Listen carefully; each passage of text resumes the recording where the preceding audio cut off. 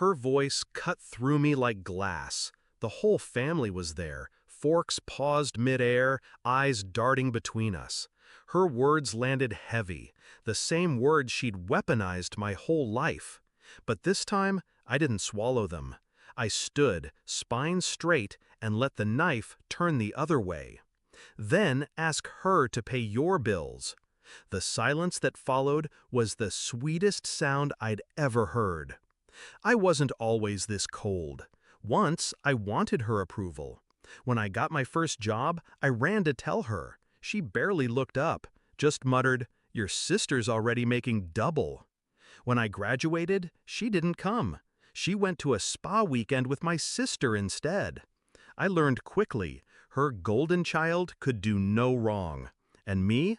I was the backup plan, the invisible one, the one she kept close only because I was useful. I paid the bills, quietly, consistently. Every month I bailed them out of debts they never admitted to anyone else. Electricity, mortgage, medical, always me. Because unlike my sister, I never said no. That was my crime. Not failing her expectations, but meeting them too well. The betrayal wasn't loud. It was years of little cuts. Her thanking my sister for gifts I bought. Her smiling at my paychecks, but calling me average to my face. Her calling me in tears, begging me to wire money before the house defaulted, and then boasting to the neighbors that my sister saved them again. At first, I told myself it didn't matter. I knew the truth. But lies, repeated enough, become walls. And one night, I realized I was trapped inside hers. So I stopped feeling, and I started planning.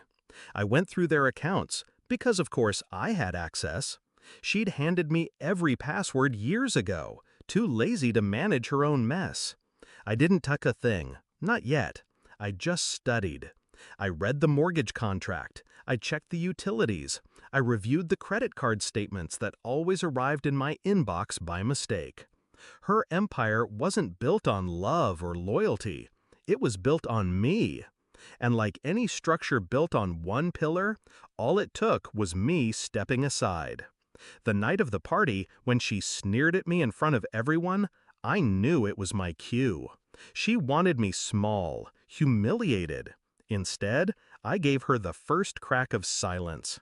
After that night, I never sent another payment.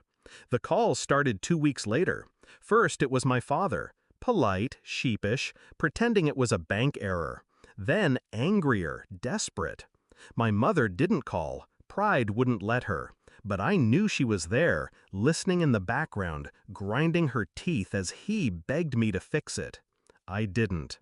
3 more weeks and they were behind on everything. Mortgage late, utilities threatening shutoff, their perfect image crumbling.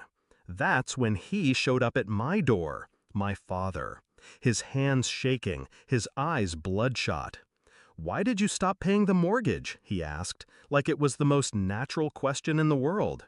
I almost laughed, because there it was, the truth laid bare. Not, "Thank you for saving us all these years." Not, "We should have done better by you." No, just entitlement, expectation, as if I was their bank, their safety net, their disposable child. So I looked him dead in the eye. "Ask her," I said.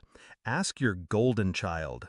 If I'll never be as good as her, maybe she should finally be good enough for you." His face drained of color.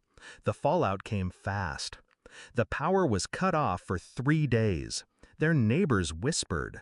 My sister, when confronted, laughed in their faces, said she had her own life, her own family, her own bills. Suddenly, they had no savior, no golden child, no invisible one picking up the pieces. They had nothing but each other. And I had peace. Do I feel guilty? No. I gave them years of loyalty. I gave them silence. I gave them money I'll never get back. What did I get in return? Comparison, humiliation, dismissal. So no, I don't regret the silence I gave them that night at the table. or the silence of my bank account after. Because silence, when you've earned it, can be the loudest revenge of all. I walked away, not bitter, but free. And every time my phone buzzes with another overdue notice forwarded to me by mistake, I smile. They wanted me small. They made me invisible. And now they finally see the cost of living without me.